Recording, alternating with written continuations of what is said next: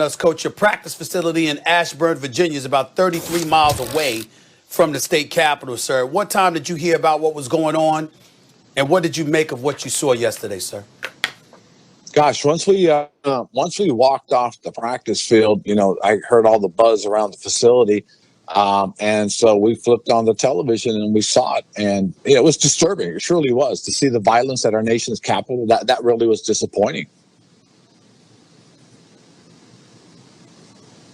Go ahead, Max. Coach, Coach, you were brought in as the head coach of a dysfunctional franchise to partly change the culture, which you have clearly done. Everyone knew your reputation preceded you as a highly competent NFL head football coach.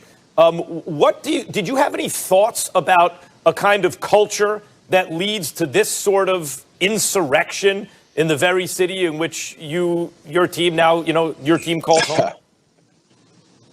To be honest with you, the whole attitude and thought process here was really just changing the way we looked at things and our attitude. The biggest thing that we all decided, more so than anything else, was that we were not going to be judged on what we used to be. We're going to be judged on who we're becoming. And when you look at what's going on in society today, people don't approach it that way. But I will say this: in Georgia, Stacey Abrams did that. She lost. She didn't go out and make a big fuss about it the wrong way. She went about it the right way, and that's what's impressive. That's how you change a culture. That's how you change an attitude. That's how you change a mindset. Okay, great. I lost. This is what I'm going to do. I'm going to go out and I'm going to beat on the doors. I'm going to go out and I'm going to speak at these different events, and I'm going to alert people to what we can do. I'm going to alert people to how we can become. To me, that's the kind of role model you want. And the thing that I've learned, to be honest with you, because I was one of those early on that, I don't think athletes and coaches should get involved in politics, to where I'm one of those that realized that we do have a voice that people do listen to, and we've got to be the right kind of role models for people to follow.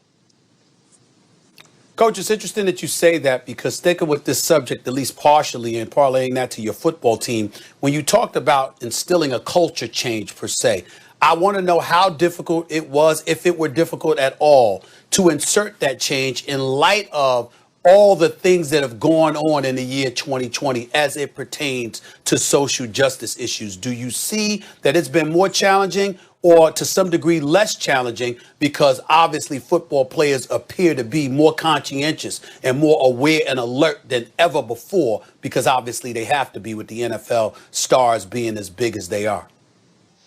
Yeah, you're right about that, Stephen. And to be honest with you, I think it was a lot easier because there was so much change that people wanted outside of us as well. And everything from the Floyd George murder to changing our name to all these things that happened. I'm sorry, George. Excuse me. I apologize. The George Floyd murder. It's one of those things that with the change people wanted, we had to make change. We had to come in and say, we're not going to stand for this type of stuff, guys. And if it does happen, there are consequences, which we've had to do. We've had to exercise, our right to pass consequences down to the people that had perpetrated these situations. And so what we've done is, when something came up, we made moves, we made decisions, we changed things, and we're just going forward. We're not gonna look back and say, this is our history and it's who we are. No, this is our history. We've learned from our history. We apologize for it profusely, but we're going to correct this and we're going forward. And that's really the thing that we've tried to do. Well, Max, let me chime in right here and transition to play on the football field, because, Coach, you guys are in the playoffs. You've won your division. But before I ask you my next question, I want you to hear some sound that you've already heard, no doubt, from your rookie, Chase himself, talking about Tom Brady. Could you play this for me, folks, please? Could you play that video? Tom Brady, I'm coming. I want Tom. Chase is a great young player. Went to Ohio State, so naturally I think the Ohio State-Michigan thing wears off on him a little bit. I understand that. But we're prepared for a tough challenge, and should be a fun game. He's a rookie, yet he's your defensive captain, and we know why, because he's an absolute stud. For the record, I have no problem with what he said whatsoever, but I'm not his coach. You are. What were your thoughts about it? Right. Well, my thoughts on the issue is, oh boy. But the truth of the matter is, if you know who he is and you understand how much he loves the game, that was his really, man, I get to play against Tom Brady. I'm playing against the GOAT. And I don't know if you heard his comment from yesterday, but he said, someday when I tell my kids, I'll be able to tell my kids I played against him. And that's really what that's about, because when we played Pittsburgh on the Monday night game, we were standing around midfield and he said, I want Ben. And I said, don't worry, you'll get a chance during the game. He said, no, I want to get over and meet him. So he went across to the other side, went over and shook Ben's hand. He was so excited about that. And so when I saw this, that was my first initial But then the realization that he is so excited that he's going to be on the same field and he's going to compete against, the GOAT. I mean, he really is one of the all-time greats, one of the iconic players. That's what he's really excited about. So this should be fun on Saturday night.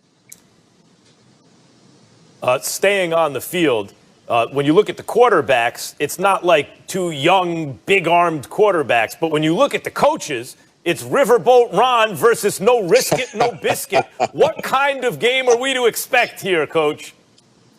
You can expect anything, and I have a tremendous amount of respect for BA. I think he really is one of the really good people in this league. Who's been through an awful lot. He's another guy that has, in my opinion, the right kind of attitude in terms of, hey, we want to just go out and have fun and see what happens, and that's really kind of his, because he's going to sling it all over the place offensively and defensively. They're going to be very aggressive. They're going to attack, and we've got to be able to counter all that as it all happens. So this should be a good one. I'm excited about it. Coach, let me put you on the spot here. Obviously, people have been maligning the NFC East all season long because of the struggles record-wise teams have had, etc. We know that a playoff team has to come out of the division, but you guys obviously have improved tremendously. Your front four is vicious. It's something special to behold. I'm looking at that defense, but I will ask you this question. Do you have any issue whatsoever, even though you're the one benefiting from it this week, Coach, do you have any issue whatsoever if you have an inferior record but you still get to host a home playoff game? No, I'm just asking because I've been complaining about that for years. Yeah, I know. I've heard it too. I'm one of those that, as you look at it, I'm one of those that I've been through it, and I've been through it. This is my third time. I was on an 8-8 San Diego team that everybody says shouldn't be in, and then we turned around and we beat Indianapolis at home. Then I was on a 7-8-1 team, and we turned around and we beat an Arizona team at home. And each time we advanced, and each time, we scared the heck out of the next team we played. So, again, somebody has to come out of the division, and it's about winning the division, first and foremost. It's also about just getting into the tournament. You know what I'm saying? Because if you look at it, in the NBA, they have teams that get into their playoffs with losing records or 500 records. But that's just the way it goes. And so from that point on, it's about what happens when you play the game. And so you have to have a winner from each division, and each divisional team that wins gets an opportunity to host. And that's just the rules. And we follow the rules. We play by the rules. I've been saying this for a while. Coach, we heard another divisional rival head coach, Joe Judge, whose team was, affected by the fallout of your game against the Eagles. Not mince words, talking about the decision that was made to take Jalen Hurts out late in that game. Now, you benefited from it, and you guys are in the playoffs. But how did you feel as a head coach and competitor in a game with playoff implications against a divisional rival about that move